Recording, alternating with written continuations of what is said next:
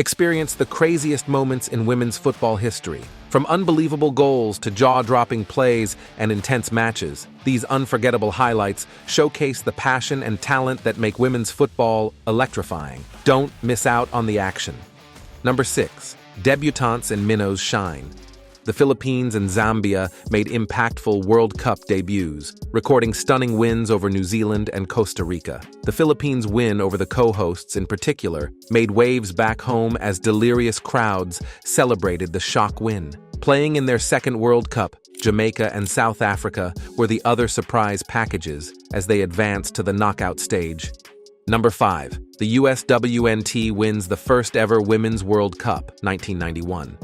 To say that FIFA initially had low expectations for the Women's World Cup is putting it mildly. The first Women's World Cup wasn't even called that at the time. FIFA was too worried about cheapening the World Cup brand, so they actually dubbed it the first FIFA World Championship for women's football for the M&M's Cup. Rolls off the tongue, doesn't it? As if that wasn't enough, FIFA made the games 80 minutes instead of 90 minutes. Another hint of what FIFA thought about women playing soccer. There were no big broadcast deals in place either. When the US eventually won the tournament, pretty much no one in the United States could actually watch it live because it wasn't on television and the internet wasn't a thing yet. But hey, the tournament happened, and we can now watch clips that FIFA posts on YouTube, with electronic dance music playing over them for some reason. FIFA now retroactively calls it the first Women's World Cup, and although not many people can say they remember experiencing it live, it's still memorable and worth inclusion here.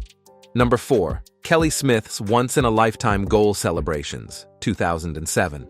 The night before forward Kelly Smith was due to make her first ever World Cup appearance in England's World Cup opener against Japan, she hatched a plan. The night before, I laid in my bed, closed my eyes, and imagined myself playing in the opening game against Japan. And I thought, if I do score, I'm going to take my boot off and kiss it, because no one has ever done that before, Smith explained a few years ago. It was just an original celebration, so that's what she did. In the 81st minute, she dribbled her way through a couple of Japanese defenders and muscled one off to slip the ball into the net with her left foot, promptly removing her scoring cleat and kissing it several times. 2 minutes later, Smith scored again, this time with her right foot, so she took both cleats off and kissed them both. The second goal celebration was not planned. I actually got into quite a bit of trouble after the game by my head coach Hope Powell, Smith recalled. I got a slap on the wrist and was told to never do that celebration again, so that was a once-off and never happened again. Smith scored twice more at the 2007 tournament, and her once-in-a-lifetime celebrations became synonymous with her illustrious career for the Lionesses. She retired in 2015 as England's all-time leading goal scorer until Ellen White surpassed her in 2021. Number 3. A golden goal decides the Women's World Cup for a last and only time, 2003. There's something about the so-called golden goal that feels exceptionally cruel. The way it worked was that once a game moved into extra time, the first team to score won. Matches would end as soon as that ball crossed the line, depriving the losing team of a chance to wage a comeback. In the 2003 Women's World Cup final, favorites Germany took on underdogs Sweden, who surprised everyone by scoring first on a well-placed Hannah Ljungberg shot just before halftime. Germany returned fire quickly after the break with a Maren Meinert shot, and neither side could find the breakthrough before the match moved into extra time. With sudden death looming in the 8th minute of extra time, Renate Lingor stepped up for a free kick, and defender Nia Kunzer, a late substitute, was among the German players in the box. She rose up, somehow beat the defender man-marking her, and sent the ball soaring into the back of the net. The goal looks far more convincing than it apparently felt, with Kunzer telling FIFA years later, "I was confused at first and didn't know what had happened. I couldn't understand it because my header wasn't even that powerful. But 2 or 3 seconds later, the first couple of teammates embraced me, and then the penny dropped that we were world champions." Number 2. Rapinoe takes on the World Cup field and the President of the United States and wins 2019. This one is perhaps more of a series of moments than a singular moment, but anyone looking back at the 2019 Women's World Cup will remember it as Megan Rapinoe's tournament. In the days before the tournament even started, she had more attention on her than ever before after a months-old comment of hers went viral where she said she'd decline to go to Donald Trump's White House if the U.S. team won the World Cup again.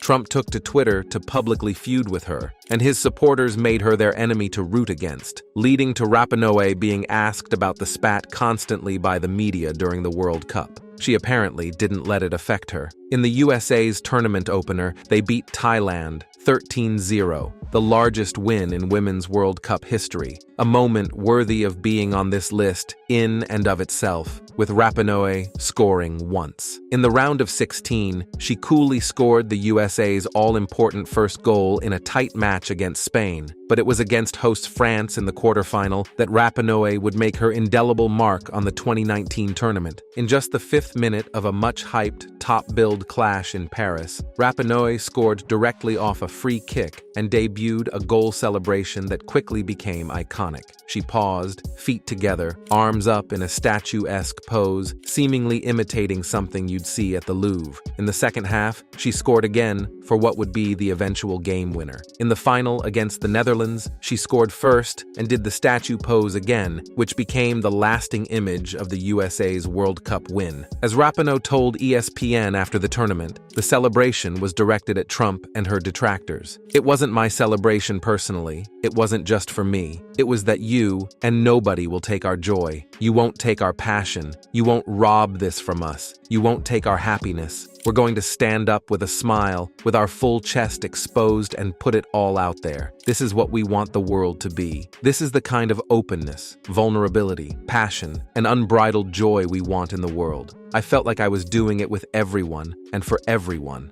Number 1. Brandi Chastain's kick seen round the world and her famous sports bra, 1999.